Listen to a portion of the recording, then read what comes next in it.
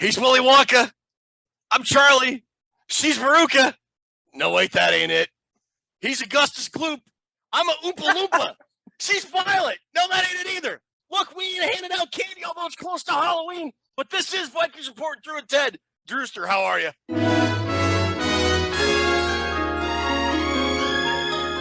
Candy is dandy, but liquor is quicker. What is this, Wonka? Some kind of fun house? Why, having fun? Oh, doing fantastic, Ted. Welcome, everybody, to episode, what are we on, Ted? 75, dude. Yeah, and we're 4-1.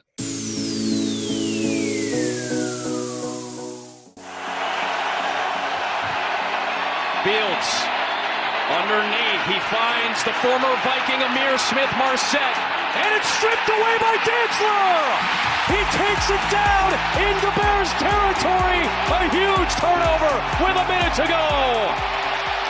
4-1. Welcome, everybody, to our show. Please like and subscribe real quick before we get started. We got a big show. I wanted to say thanks to everybody for bearing with me and all the good thoughts, and I appreciate it. So shines a good deed in a weary world. True. My boy. It's good to see you, Ted Glover. It's good to be back. It's good to be talking about a team that's 4-1. How and about that? Place in the NFC North, free and clear. How about that? Can you believe that? No, I cannot believe it. I cannot believe it, but I'll take it. There's no earthly way of knowing He's singing. which direction we are going. I will too. And if you just got to talk about the Minnesota Vikings and you don't want to go to social media, you don't want to deal with the trolling on Twitter, go to purplepainforums.com. Yeah. Purplepainforums.com. Great community of Vikings fans and website. We're their official podcast. They are our official message board. They have a lot of great topics, not only Vikings related, but college football, a bunch of off-topic stuff. They've got a couple of great games going on. Their pick six and their prediction game, accountability, Purple Pain accountability, and the pick six game. If you win the pick six game this year, you get a ticket to next year's game, and you get to appear on this show. So don't care how, I want it now. I want it now. She was a bad egg. go to purplepainforums.com. I'm hanging out there more and more and commenting and making a couple threads. So it's a good place to go. Who doesn't want to come on Vikings Report with Ted and Drew and Tootses? I mean, come on. I would argue any sane person would want nothing to do with this show. But that's just me. Wonka Vision, my very latest and greatest invention. It's television. It's Wonka Vision. Now, I suppose you all know how ordinary television works. You photograph... Sure, I do. You photograph something, then the photographs are split up into millions of tiny pieces, and they go whizzing through the air down to your TV set where they're all put together again in the right order. You should open your mouth a little wider when you speak. That's just me. Oh, my goodness.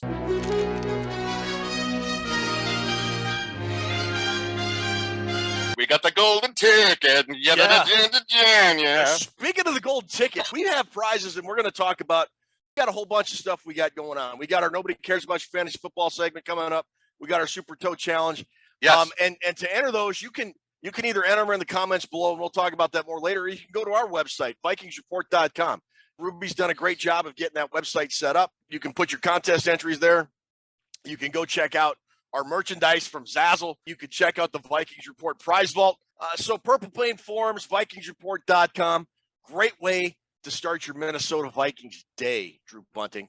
Yes, it is. Yes, it is. And Nick Howard won that Carl Eller bobblehead on our live show yesterday. That's a sweet bobblehead. That's kind of cool. We got good prices in that price vault, Jed. We don't go fly by night. We're not a Bears. We don't go, Bears and Packers.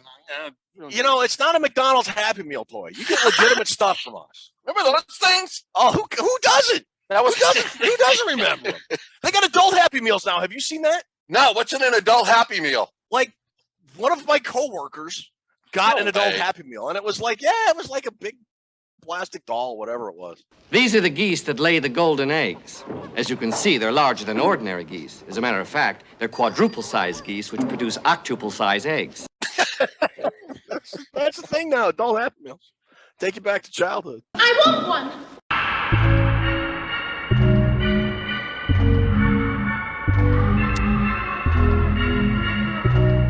Oh, what a great movie, Willy Wonka and the Chocolate Factory. You know why we picked Willy Wonka and the Chocolate Factory tonight? Why did you do that, Ted? because all the bratty kids in Willy Wonka and the Chocolate Factory remind me of the Viking fan base, that small vocal minority that can't stand anything good happening. You lose. Good day, sir. Every time, dude. Oh, ridiculous. They're complaining. You know what I heard yesterday? What's that? Kirk Cousins on his 17 consecutive passes, because, you know, he started the game 17 for 17. Set a record. Set a Vikings record. Yes. And somebody said on his 17 consecutive passes, every single receiver was wide open. So he didn't have to throw into any tight windows. So let's not make a big deal out of it. I'm telling you, Ted, that's what I read that. And you can read it for yourself in this photostatic copy. I, the undersigned, shall forfeit all rights, privileges, and licenses herein and herein contained, etc., etc.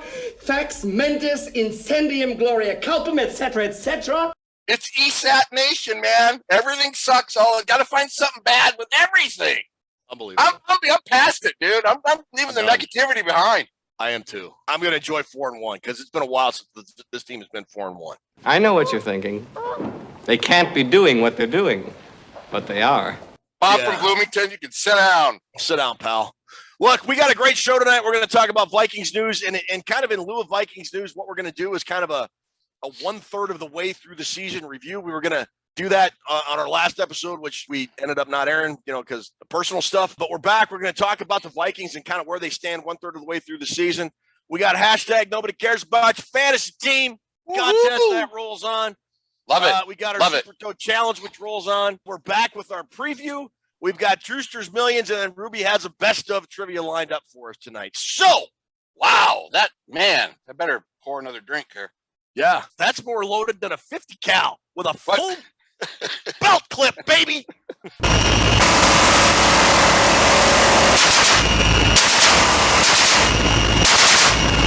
Mike TV, I can't have a real gun. Not to your 10, son. Before we get going, though, Drew. Yeah. What time is it? Oh, it's been a while, Ted Glover. It has been far too long, my friend. It's been a while. So let's hit it. I'm cooler than you are. So why don't you fix your little problem and light this candle? He's right. Light this candle. Yes. Resume the countdown.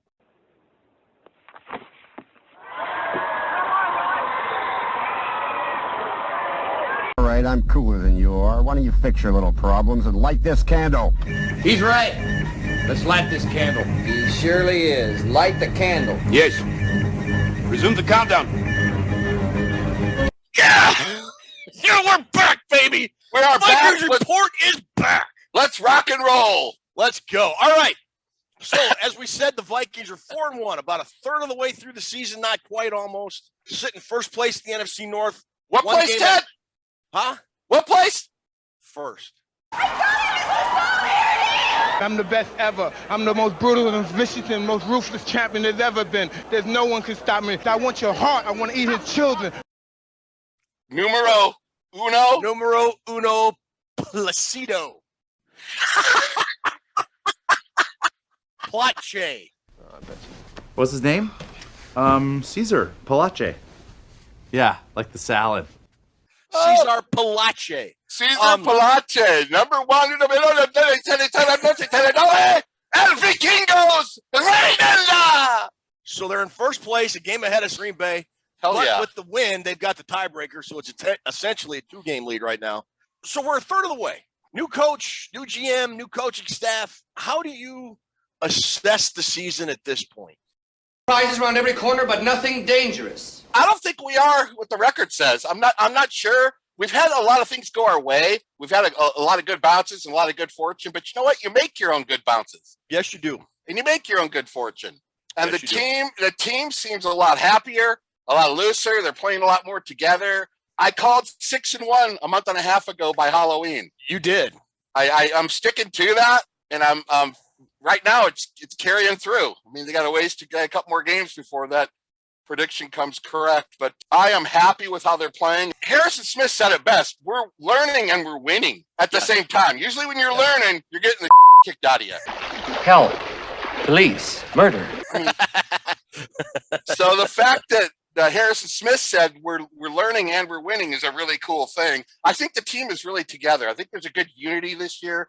And Brian Dable, if it wasn't for him, O'Connell would be coach of the year right now. Yeah, I'd agree with that. One of the things you talk about making your own luck, the Vikings have been fortunate with injuries for the most part up to this point. None of their frontline guys have suffered any real major injuries, and that's good. But the one thing that has kind of been where the injury bug has hit is the rookie draft class. You know, Lewis Cine, we were on there last week, but Lewis Cine had a really bad injury. Poor dude, London, man. And he's out for the year, first-round pick. Really bad injury. Yeah, hopefully he'll be back next year, but everything seems like it went well in terms of the surgery. He's back in the United States now. Okay. He stayed over in England and had the surgery there. Now he's back to start his rehab. He was just in the facility the other day. Everybody said really uplifted everybody's spirits. Andrew Booth, I'm kind of getting worried about. You know, we talked about after Andrew Booth was drafted that, you know, injury bug was a thing, but he only missed, you know, a few games when he was at Clemson. I think he may have missed more games now in his brief career with the Vikings, or as many that he missed his entire time in Clemson. He was in week 1 and hasn't played since. So are you getting worried about this guy? I'm sorry, but all questions must be submitted in writing. I am a little bit, Ted, because that was one of the red flags of the draft. I remember talking about him on the show. I wasn't worried about it. Unless they're just waiting for it to 100% clear up. I don't know. I mean, we watch hockey. We follow hockey. They wait for their guys to get all healthy.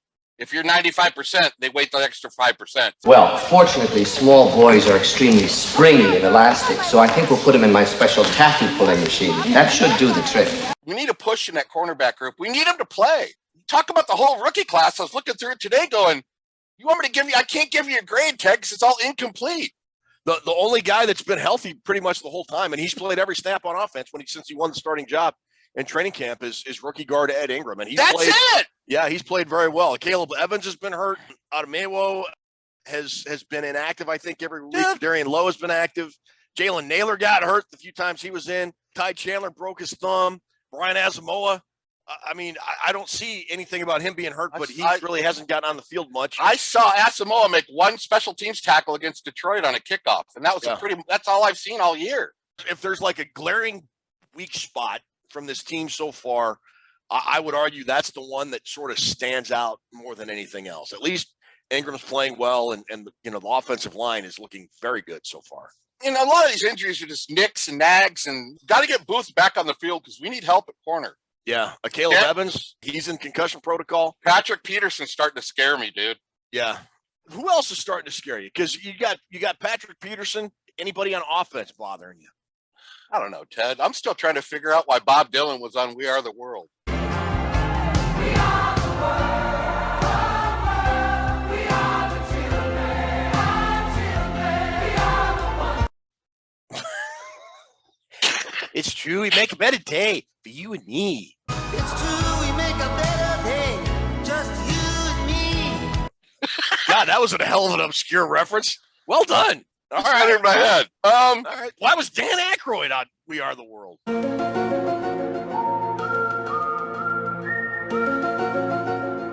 What? I mean, he was a Blues Brother, but that's it. No way. He was. Look at the video. He was on there. It was a good Dylan you did right there. It's true. We have a brighter day. Just you and me. Anyway, so who do you got that besides Patrick Peterson? Irv Smith's pretty iffy in my book. I don't know what to expect out of it. He had a pretty good game against the Bears, but he's been shaky up to this point. Bynum, he seems like he's not playing as well as I've seen him play in the past. He's not. The rookie class hasn't really produced anything besides Ingram, but those are the guys I'm kind of looking. What about you? Who are you concerned with? I'm kind of puzzled with how the Vikings are using Darius Smith and Danielle Hunter. Now look, I get in a 3-4 scheme, your linebackers kind of drop back, and a part of their job as a linebacker in the 3-4 is pass coverage. I get it. I do. But I think the Vikings are making like tactical mistakes, not rushing Darius Smith and Danielle Hunter. Hunter's production is way down. I think he had a sack against the Bears. Z might have as well. They're not putting up, pressures and sacks at a rate that I thought they would. And I'm not sure if that's just them still getting used to a new position, or if it's the scheme and what they're being asked to do in that scheme. Right. But it's kind of aggravating to see two premier pass rushers in the NFL, arguably two of top 5 guys, right, that are not being utilized to their maximum extent possible. I can't argue with that. I think, we knew it was going to be a learning process with this 3-4. The only thing I can really factor into it, and it's not really an excuse, but the Vikings have played in their 5 games 2 of the most mobile quarterbacks in the league. I mean, Hurts and Fields, they get out of the pocket. There's a lot of those times those guys got out of the pocket. Those have been sacks against stationary quarterbacks. Justin Fields was a magician like 3 or 4 different times on Sunday. So the Vikings have what? Yeah, 11 sacks or something? You could probably bump that up to 16 if they don't play those 2 guys. I don't want to use that as an excuse, though, because there's mobile quarterbacks you're going to be playing against, but they're getting home a lot less than I thought they would when I got this season fired up. Yeah. I'm kind of worried about the 3-4 in general, Ted. Are you? Yeah, I am. The run defense has picked up a little bit, but Smith and Hunter are quarterback killers. That's how you got to use them. Yes. And again, I think 5 games in, you can say there's some definite trends about this team, but I think it's also fair to say that they still haven't completely 100% grasped the full defense. Now, is it the calls that Donatello's making, or is it the defense as a whole? I don't know. I think that will play out the farther along in the season we get. They're still not breaking. They're giving up yards, but they're not giving up a lot of points. They're 20th in yards and 22nd in passing yards, but they're only 14th in points allowed. So that's something.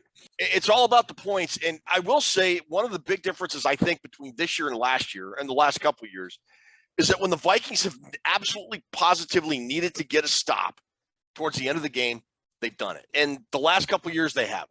Let's hop over to the offensive side of the ball. We kind of thought the offense was going to be a well-oiled machine by now. Just playing pitch and catch, and it kind of hasn't worked that way, but it feels like they sort of had it together for a good part of the Bears game. The Vikings are 10th overall in offense, which isn't terrible, but we kind of thought they'd be around 5. We knew the offense would be ahead of the defense going into this season, Ted. We talked about that a lot. Yes. We said the defense is learning the 3-4, new defensive coordinator, new players, all that stuff. Offense is pretty much just riding with what we had last year, just making it better with O'Connell, the Cooper Cup and all that stuff we've heard about. We're 5 weeks in and we haven't hit 30 yet. Nope. So I don't know whether they're still ironing out the offensive woes. I mean, that first drive against the Bears was absolutely fantastic.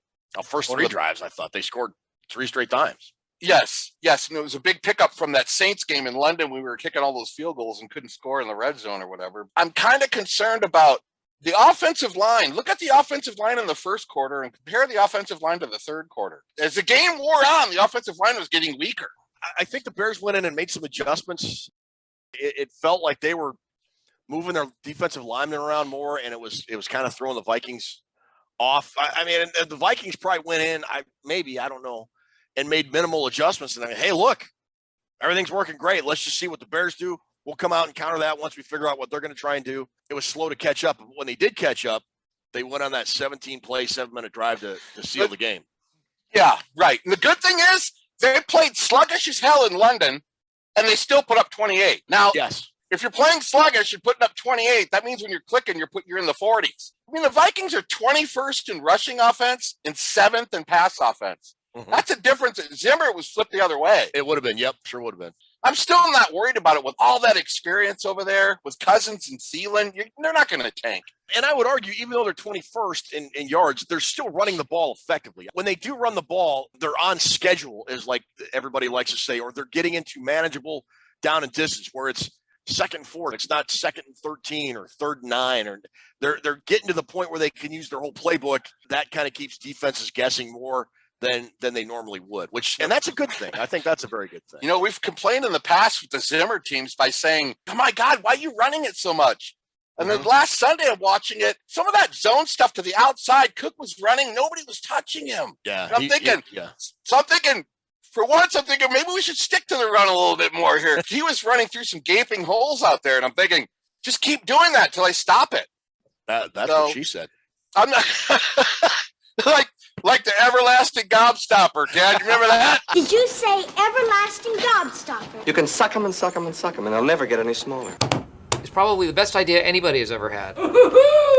Yeah. La-de-doo! No, congratulations. You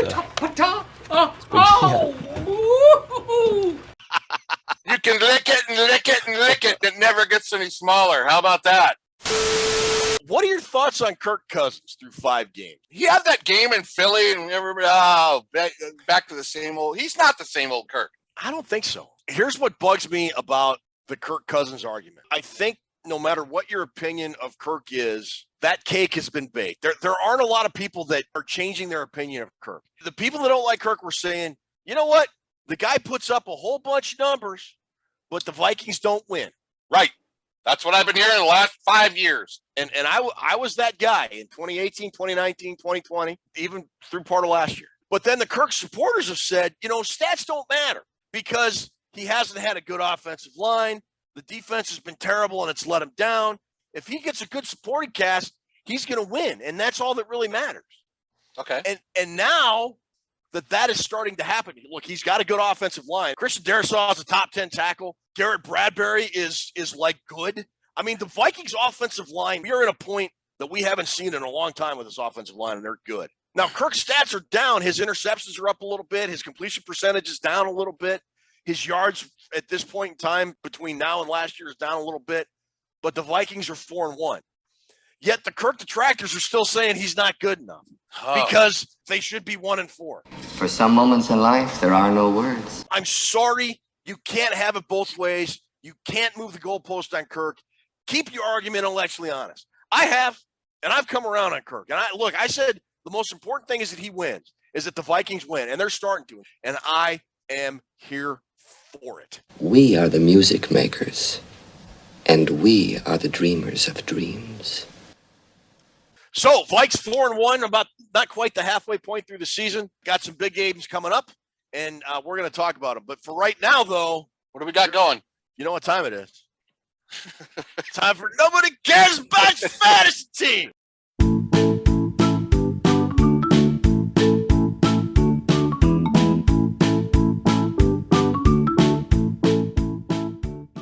Rules for hashtag Nobody Cares About Your Fantasy Team are pretty simple. Drew, Ruby, and I each week are going to pick 1 quarterback, 1 running back, 2 wide receivers, and 1 tight end. Once we pick them, they're done for the year. We can only pick those players one single time. We will not be allowed to pick any of the Thursday night game players at all. And we're using our standard PPR scoring format. So you look at our fantasy teams and you tell us in the comments below or on our website, VikingsReport.com. Ruby will have a section on the website each week for our fantasy team segment, and you can put your entry there. If you win, you get 2 pretty cool prizes. Drewster, what are those 2 cool prizes? A vintage John Randall jersey and a Vikings plaque. 2 really cool prizes. So again, look at our fantasy teams and the comments below on this show. Put in who you think, Team Toonces, Team Ted, Team Drew, either here or go over to VikingsReport.com. You put your entries in there. Who won again? I think you won by just a couple points, didn't you? Oompa loompa doopity. No, it's not over yet. Oh, she has Devontae Adams tonight. Oh, that's right. That's right. Oompa loompa doopity doo. If you hold the ball loose, Gensler will steal it from you. Oompa loompa doopity dee. Nobody cares about your fantasy team.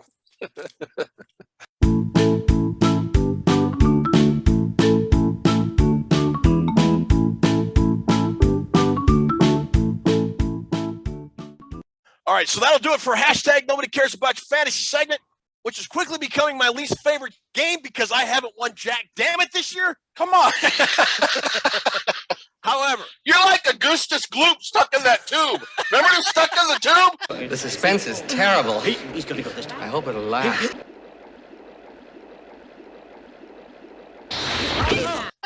And Grandpa Joe says, hey, Charlie, you ever asked how a bullet comes out of a gun? All right. Our other contest is our Super Toe Challenge. This is separate from our hashtag Nobody Cares About Your Fantasy Team segment. Just pick a kicker. The one you think is going to score the most points between the kicker, Ruby, Drew, and I pick. And you get that many points. And the person that has the most points at the end of the season wins. And you get points whether you finish first, second, or third. If my kicker gets 20 points, Drew's get 15, and Ruby's get 10, you get that amount of points every week. Some weeks you'll be in third, some weeks you'll win, but whoever has the most points at the end of the season wins the Super Toe Challenge contest. And we got a couple of cool prizes for the Super Toe Challenge contest as well. Drew, what are they? We got a set of vintage Fred Cox football cards. Because Freddie's the greatest kicker we ever had. And the leather Vikings football. So for this, it's, again, pretty simple. In the comments below, just pick a kicker between the one Drew, Ruby, and I pick, or on our VikingsReport.com website, you'll have a section there for the Super Toe Challenge entries every week. And if you have the most points at the end of the season, you're our Super Toe Challenge winner. Meow, meow! Oompa, loompa, doopity-doo. I've got another kicker for you. Oompa, loompa, doopity-doo. If you are wise, you'll kick off a tee. What do you get when you're comfortably numb? Two Vikings Report hosts that are actually dumb. We're so dumb. All right. That's the standings. Ruby, why don't you go first and pick your kicker, and then I'll go, and then Drew, you go. How's that sound? All right, Ruby, go ahead and pick your kicker for this week. This week I'll take Tyler Bass. Tyler C. Bass. Okay, let's see. I am going to take Brandon McManus of the Denver Broncos. I am taking Evan McPherson from the Bengals. All right. Again, just like the fantasy football contest, you can either put your kicker entry for the Super Toe Challenge down in the comments below, or again, go to VikingsReport.com, put your kicker entry in there, check out the standings, who's in first place, and we'll go from there. All right. So that's it for our two contests. Okay. Is that who I think it is? Our guy, Robert W. Farnsworth, is on scene down in South Beach. Hang on, and we'll take it to Robert Farnsworth live here in just a minute.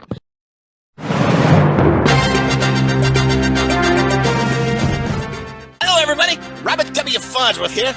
This week, our first place Purple and Gold Warriors take the Silver Media down to the cocaine playground of South Beach to face Matt McDaniel, Tua Tagliatua, the guy whose name I can't pronounce, possibly Teddy Bridgewater, and those dastardly Miami Dolphins. Will the Minnesota Vikings avenge Super Bowl 8, or will they leave South Florida with sand in their jockstraps? We'll find out.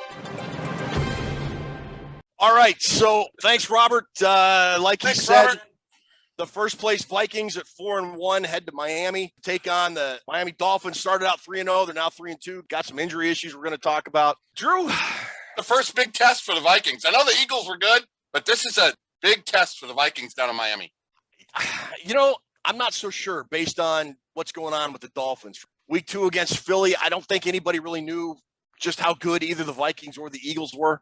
Right. I'm still going with the Eagles as the bigger test. The reason it's a big test is Miami is so much of a different team at home than they are on the road. Well, yeah, that's true. They're a lot better at home. They beat the Bills, Ted. They did. But they held the Bills to 19 points, Ted. We'll talk about that, though. So let's get into it. Let's break this baby down, baby. So break it down. Like what Drew and I always like to do is we like to pull up our big board as a tribute to the old NFL Today pregame show. We're going to go down each category, talk about it, and just kind of give you our opinion on who we think is the better team in that category. Cocaine playground. And we'll start off with quarterback. I want to read you a tweet I saw today. Let's hear it. His name is Josh Moser. He's from WSVN Channel 7 down in Miami. So he said, from Mike McDaniel, he said, it's too soon to assess starting quarterback for Sunday versus the Vikings. Skylar Thompson will practice as QB1 on Wednesday. Obviously, we are recording before Wednesday. McDaniel will then assess to see where Teddy Bridgewater is at because Teddy Bridgewater is also in the concussion protocol with Tua Tagovailoa. Per protocol, the earliest that Teddy Bridgewater could practice would be Thursday. He made absolutely no mention of Tua at all. So I would think, based on that horrible looking hit Tua took, I would be shocked if Tua plays. And I would hope he doesn't, not because I'm a Vikings fan, but because I hope for the long-term health of Tua. They're taking concussions seriously. Back in the day, you know, a guy could get his bell rung 3-4 times a game and nobody cared. They're taking that. After that Brady sack, they might be taking it a little too seriously. Well, yeah, don't even get me started on that. But yeah. So it seems like the quarterback will come down to Teddy Bridgewater or Skylar Thompson? With the Tua thing, how do we do the check mark? Without Tua, Kirk Cousins gets the check mark all the way. Let's do both. Let's on the off chance say Tua plays. Who you got? Tua or I'm still going to give it to Cousins. Well, then why do we even care? I think Cousins is going to stay in a groove. I know the inconsistency has been a big problem with him. I think that part of him is slowly dissipating, if that's the right word to use. I think he's going to stay in the groove and do really well in this game. Like I said, I don't know what's going on with Miami, but I'm giving the check mark to Kirk Cousins and the Vikings. Okay. If it's Kirk versus Skylar Thompson, I'm going to be honest with you, Drew. I'm a little bit more scared of Skylar White than I am of Skylar Thompson. Skylar White from old Breaking Bad days. I know that name. She became quite the supervillain. Anyways, I did a draft write-up on that guy. He's a really good college quarterback, Skylar Thompson. I'm going with the assumption it's going to either be Teddy or Skylar Thompson. I'm not going to bag on Teddy. I'm not going to talk about what could have been, but he just hasn't been all that great since he left Minnesota. So he's just an average quarterback. He's a good backup, is what he's become. So I'm going with Kirk. Running game.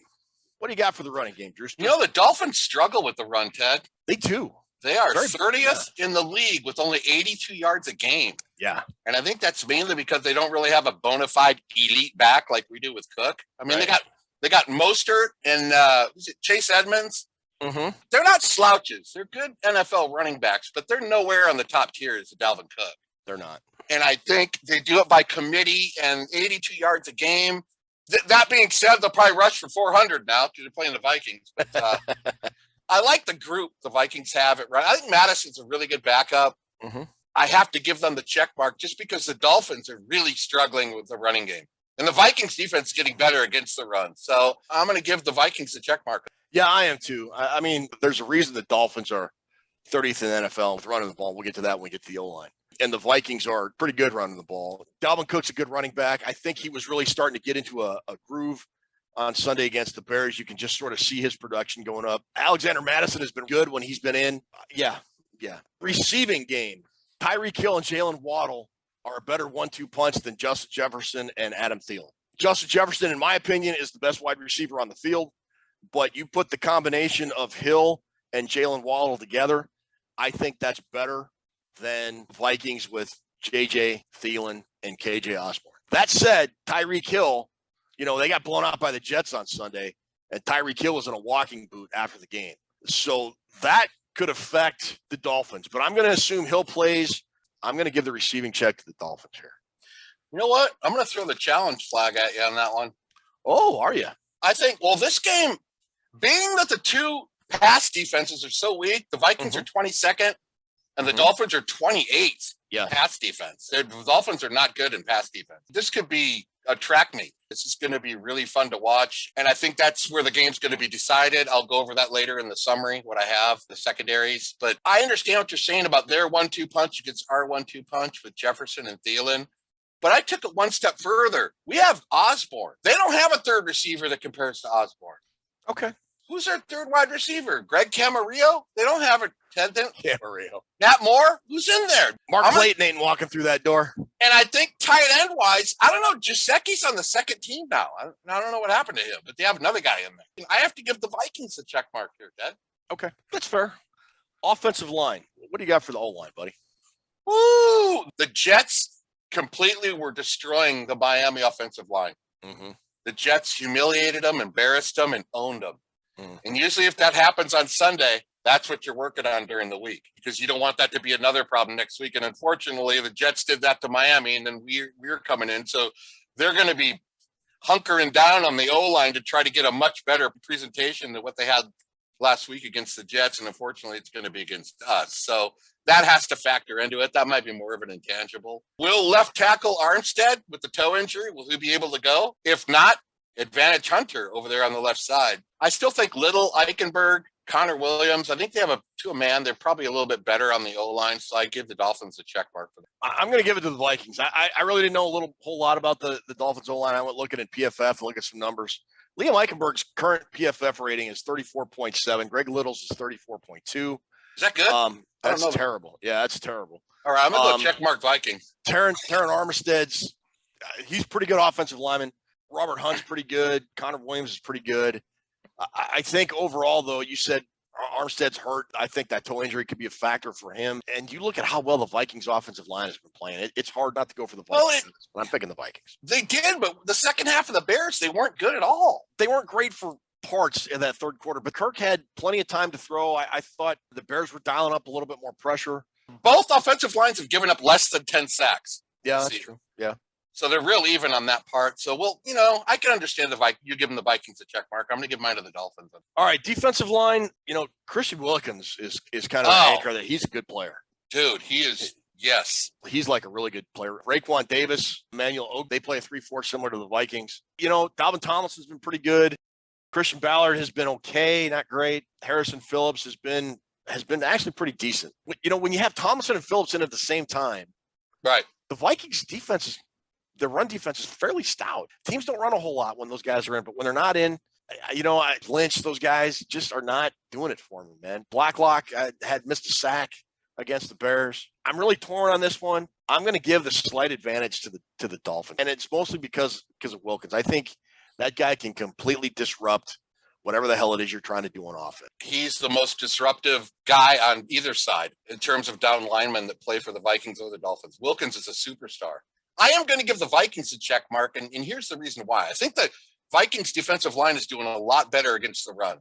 The Bears only managed 78 yards on the ground for an average of 3.3 per carry, which is a step up from week 1 when Aaron Jones and Dillon ran for 6 yards a carry. Yeah. They're getting a lot better against the run, the Vikings are. Tomlinson's playing well. Wanham is playing well. And let's face it, Harrison Phillips, that's his best game as a Viking.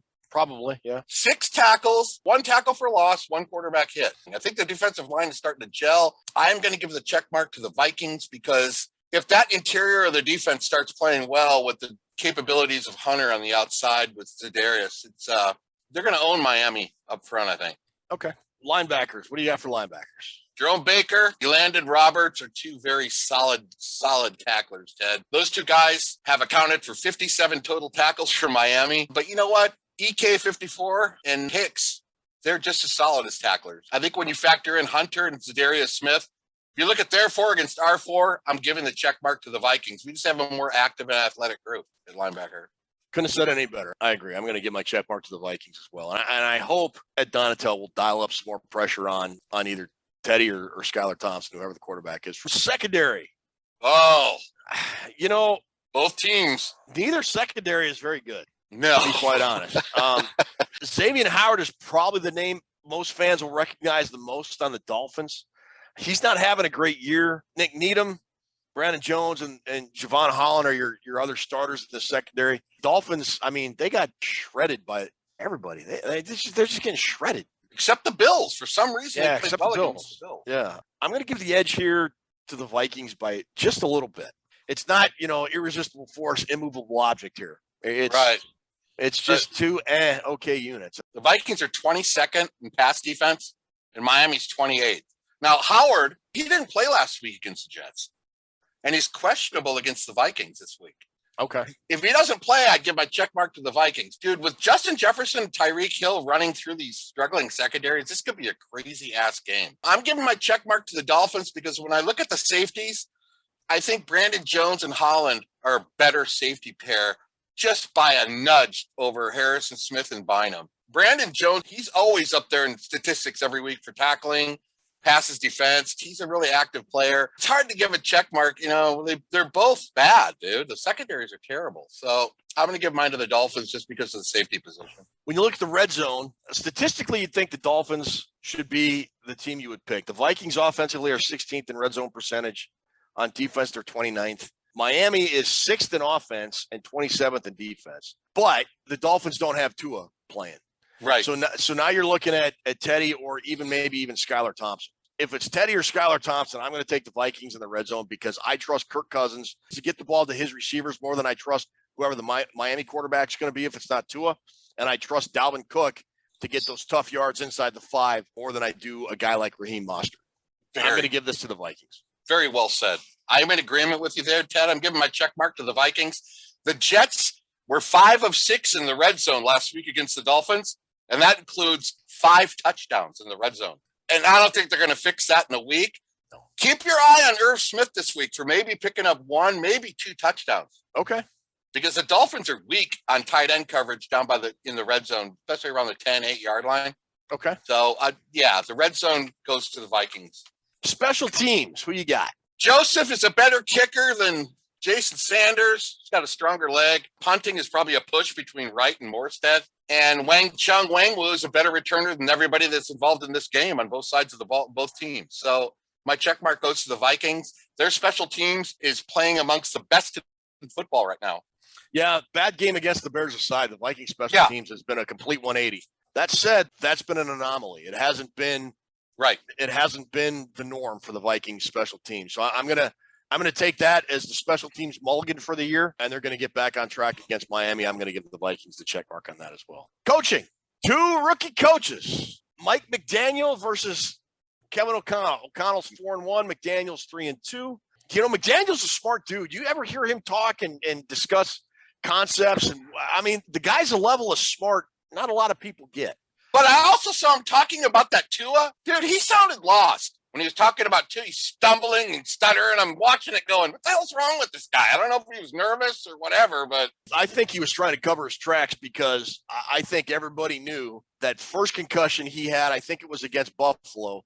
It wasn't a bad back that caused him to stumble and fall back down on the ground. I'm sorry it wasn't. I've got a bad back, and sometimes I stand up and I can't see straight. It hurts so bad. But I don't stumble around and, none of that crap that Tua did. I'm sorry, I just don't. It's the beer count that makes you stumble, not your back. I'm going to give this to O'Connell, man. Say what you want about the Vikings and their up and down inconsistency, and that's fair criticism. But when the rubber meets the road, the Vikings absolutely need to play and get a score and get the win. They do it. And being prepared and in position to win and then executing what it is you need to do to win, yes, you got to have players, but to be in position to win, that comes down a lot of times to coaching and coaching decisions that are made in game. I like Kevin O'Connell. I'm giving the check mark to KOC. I'm going to be in agreement with you on that. I think both coaches prepare really well. I think they want it because they're rookies. They want, that hunger with a rookie guy like Zimmer when he was a rookie, a lot of hunger there. So I think both guys prepare really well. McDaniel looks like the bookworm serial killer from an NCIS episode. Look at him, Ted. He is the bookworm serial killer that the whole show you thought would never be the serial killer, and it's him. That guy's a serial killer. Okay. So I'm going with O'Connell. He gets my big check mark. All right. And then finally, our last category and my favorite one, intangibles. I think the Vikings sort of have the intangibles here. Dolphins are at home, and the Vikings really historically don't play well on the road. They don't play well outside. They don't play well on grass. That's fine with Miami, but they're hurt. They don't have Tua. There's a good chance they won't have Teddy. I mean, if you got Skylar Thompson practicing with the first team, even if Teddy does play, he'll have less reps than a guy normally would during the week. Plus, Teddy's not going to burn you down the field. He's not. He's about as accurate as a stormtrooper throwing deep. I just, normally this feels very much like a game that the Vikings would lose. They're on the road. They got a backup quarterback they're facing, and it just kind of it doesn't feel good. There's something different about this team. They dig down deep and figure it out and come out with a win. And I think that a lot of that has to do with Kevin O'Connell and the Vikings and the way they prepare this year. So I'm going to give those intangibles to the Vikings. Oh, that makes a lot of sense. I really didn't know how to give the check mark on the intangibles for this game because I think it's all kind of going to come down to the secondary, but I think Miami plays a lot different at home than they do on the road. The Dolphins allow 26 points a game on average, Ted. But if you look at their home games, they gave up 7 to New England and 19 to Buffalo. They played 2 home games so far. That's 26 total between both those games. So it's a lot different than what they do on the road. They figured out how to beat the Bills. If you can beat the Bills, you can beat anybody. So I kind of gave them the home field intangible on that. That made me lean towards giving them the check mark. But everything that you just said makes me second guess my choice because I think Miami has a lot more distractions going on right now. They're probably going to be a little bit more tightly wound than the Vikings are going in there. So I think so too. I don't know how to give the check mark. I'm just going to give it to the Dolphins, I guess. Okay. All right. That does it for our big board. I'll do the Collinsworth slide back to the center of the screen. Yeah. Give me a breakdown for this game. How you feeling, Ted? I was kind of hitting at it earlier. This feels traditionally like a game that Vikings would gack. They're on the road, outside, on grass. all that stuff. It's not a nationally televised game. It's a noon game. The Dolphins are really beat up. I'm going to get with the Right Reverend Jones here for a quick minute. I like the Vikings special teams. I think that's going to be the difference. And the Vikings, I think, win a very close game. Wouldn't surprise me at all if it went to overtime. Just because of the Vikings struggle. Dolphins are better at home. But it's going to be a close game, and I think the Vikings are going to figure out a way. I, too, am going to choose the Vikings in this game, Ted, mainly because I have my 6-1 prediction by Halloween. Both of these teams, when you break them down and get the numbers in front of you and start looking at rosters and stats and past games and everything, the Vikings and the Dolphins are very similar. They're very similar teams with strengths and weaknesses. I think it'll be a very close game. It would not surprise me, OT. This will be the game we talk about Sunday on our Vikings Report Rewind show with Chris Gates, as the crucial handful of plays really will come into effect in this game. Yep. More than usual. I mean, they come into effect every game. Who's going to make a few more plays than the other team? But this is a game about secondaries. These secondaries struggle. Which one's going to make the bonehead play? I mean, you got struggling secondaries against two wide receiver cores that are awesome. Mm-hmm. Which secondary is going to step up, get it done, and which secondary is going to just fall apart? And if Skylar Thompson plays, it gives the Vikings secondary a big advantage because, but they're similar teams. It's going to be a close game, but I think the Vikings, like you said earlier, it's a different team, Ted. I think they are. Yeah. They're figuring out how to win these closer games. All right, so that does it. We both got the Vikings winning a close one. We'll take a break. We'll come back for Drewster's Millions and then Best of Trivia. 3, 4, 5, 6, 7, 8. I had to be a big shot. I had to get a job in a Tootsie Roll factory. Are you happy now, big shot? I work 8 hours a day at my job, and another 8 hours trying to get home from it. Trying to get by all the kids in the neighborhood who think that just because I make Tootsie Rolls and Tootsie Pops for a living, I'm a walking Tootsie Roll. I can't even get any home to my own kids. Like Tuesday. How I got home on Tuesday, working my way through the sewers. Wednesday, I mailed myself home. And Thursday, I don't even want to think about. Well, I guess they're gone now.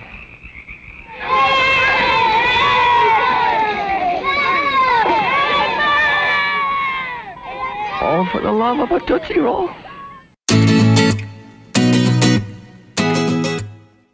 All right, we are back. We got Drewster's Millions. I'm doing okay, I think. You won $5 last week, Ted. I'm getting there. $265 is what you got in your kitty. And if you get to 1,000, you get an everlasting gobstopper. I got some ground to make up, but you're doing all right. You're okay. Right. Ruby, if you would go ahead and put up the games that Drew has laid out for me this week. You got the Bills at Chiefs over under 53.5. I'm going to hammer the over on that one, and I'm going $50 on that one. Nice. You've got the Pats and the Browns over under a 42.5. I'm going to go under, and I'm going to go $20 on that one. Okay. So I'm going to take the Giants and the points and throw $10 down on that one. Cowboys and Eagles. Eagles are -5. I'm going to take the Eagles to win that game by 5 or more. And I'm going to go $20 on. I'm going to go $25 on that because I hate the Cowboys. Nice, dude. I like that bet. Bengals at Saints are a pick'em. I'm going to pass on that game. My prop bet, my free $25 prop bet is Tyreek Hill and Justin Jefferson having 214.5 receiving yards. That's the over/under combined. Right. I'm going to hit the under on that one, I think. I think JJ's going to get his, but I think Tyreek, I don't even know if Tyreek Hill's going to play. Okay, cool. So 50, 75, 95, 105, $130 in bets. All right. So that's it for Drewster's Millions. We're going to take you now. We got a best of trivia coming up. Ruby's got set up for you. Let's go ahead and roll that right now.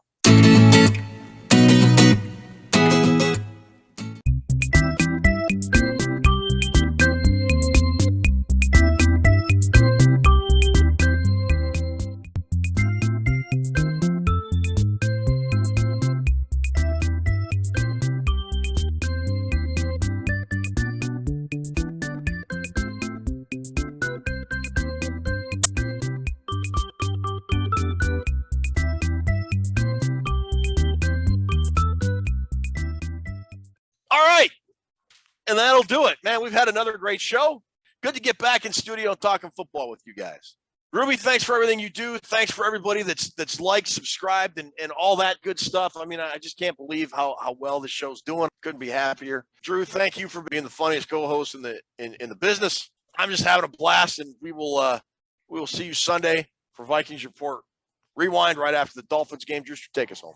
Thank you again, everybody, for the well wishes the last 2 weeks. Ted, thank you for all the understanding for the show. And we have a chance to be 5-1 this weekend with the Dolphins. Let's get the win. Everybody's going to enjoy their Viking game on Sunday. We'll try to do better the next time. We always try to do better. Do we really? Loompa-dee-doo. I've got a Say good night, Ted. Good night, Mr. Wonka.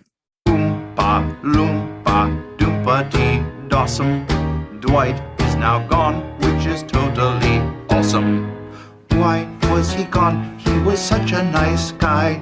No, he was not. He was a total douche. Doompa-dee,